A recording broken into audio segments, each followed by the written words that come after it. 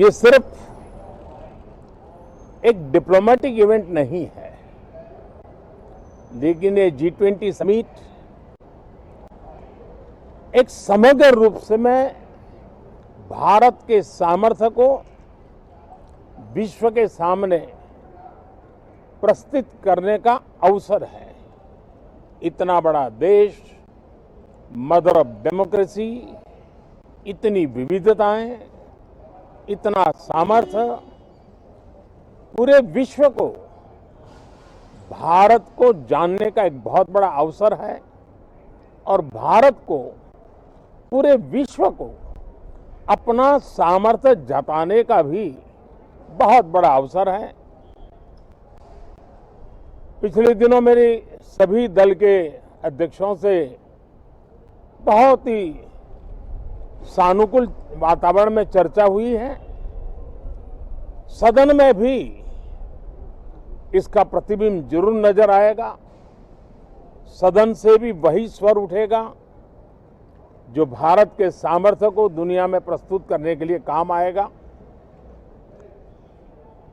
इस सत्र में देश को विकास की नई ऊंचाइयों पर ले जाने के लिए वर्तमान वैश्विक परिस्थितियों में भारत को आगे बढ़ाने के नए नए अवसर, उन सबको ध्यान में रख करके कई महत्वपूर्ण निर्णय इस सत्र में करने का प्रयास होगा। मुझे विश्वास है कि सभी राजनीतिक दल चर्चा को और मूल्य वृद्धि करेंगे, अपने विचारों से निर्णयों को नई ताकत देंगे, दिशा को और स्पष्ट रूप से उजागर करने में मदद करेंगे।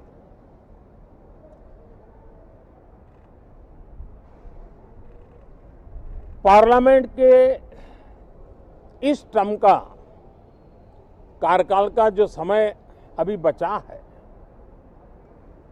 मैं सभी पार्टी के लीडर्स को और सभी फ्लोर लीडर्स को बहुत ही आग्रह करना चाहता हूं कि जो पहली बार सदन में आए हैं, जो नए सांसद हैं, जो युवा सांसद हैं, उनके उज्जवल भविष्य के लिए और लोकतंत्र की भावी पीढ़ी को तैयार करने के लिए हम ज्यादा से ज्यादा अवसर उन सबको दें, चर्चाओं में उनका भागीदारी बढ़े। पिछले दिनों करीब करीब सभी दलों के किसी न किसी सांसद से मेरी अनौपचारिक मुलाकातें जब भी हुई हैं, एक बात जरूर सब सांसद कहते हैं कि सदन में हो हल्ला और फिर सदन स्थगित हो जाता है, उससे हम सांसदों का नुकसान बहुत होता है।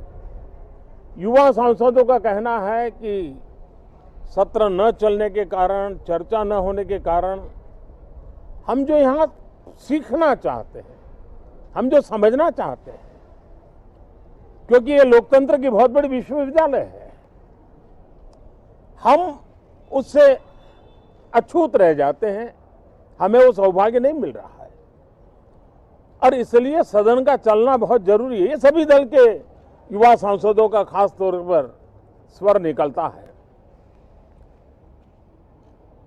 मैं समझता हूं कि और विपक्ष के जो सांसद है उनका भी ये कहना है कि डिबेट में हमें बोलने का अवसर नहीं मिलता है, उसके कारण सदन स्थगित हो जाता है, उसके कारण हो हल्ला होता है, उसके कारण हमें बहुत नुकसान होता है। मैं समझता हूं कि सभी फ्लोर लीडर, सभी पार्टी लीडर्स हमारे इन सांसदों की वेदना को समझेंगे, उनके विकास के लिए, देश के विकास में उनके सामर्थ्य को जोड़ने के लिए, उनका जो उत्साह है, उमंग है, उनका जो तजुर्बा है, उन सब का लाभ देश को मिले, निर्णयों में मिले, निर्णय प्रक्रियाओं में मिले, ये लोकतंत्र के लिए बहुत आवश्यक है।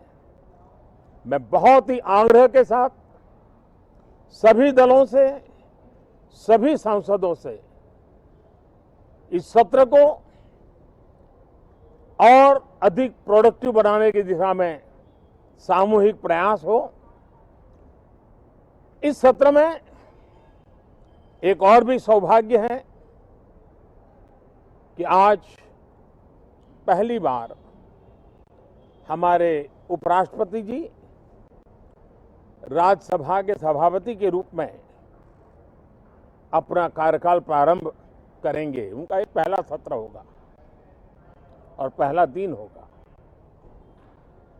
जिस प्रकार से हमारे राष्ट्रपति द्रौपदी मुर्मू जी ने भारत की महान विरासत, हमारी आदिवासी परंपराओं के साथ देश को गौरव बढ़ाने में बहुत बड़ी भूमिका निभाई है, उसी प्रकार से एक किसान पुत्र उपराष्ट्रपति पद और आज राज्यसभा के सभापति के रूप में देश के गौरव को बढ़ाएंगे, सांसदों को प्रेरित करेंगे, प्रोत्साहित करेंगे। उनको भी मेरी तरफ से मैं अनेक अनेक शुभकामनाएं देता हूं। बहुत बहुत धन्यवाद साथियों, नमस्कार। तो प्रधानमंत्री नरेंद्र मोदी को आप सुन रहे थे। शीतकालीन सत्र के पहले दिन को लेकर उनकी तरफ से अपना विचार रखा गया। उनकी तरफ से कहा गया, विपक्षी नेताओं से अपील करता हूं कि सौहार्दपूर्ण माहौल में वो सत्र की कार्यवाही को चलने दें और उसके बाद ये सत्र प्रोडक्टिव हो, ज्यादा से ज्यादा इस सत्र में काम हो। G20 को लेकर भी कहा कि G20 की मेजबानी मिलना हमारे लिए बड़े गर्व की बात है, लेकिन यह सत्र बेहद महत्वपूर्ण होने वाला है। कई अहम फैसलों की कोशिश होगी इस सत्र में।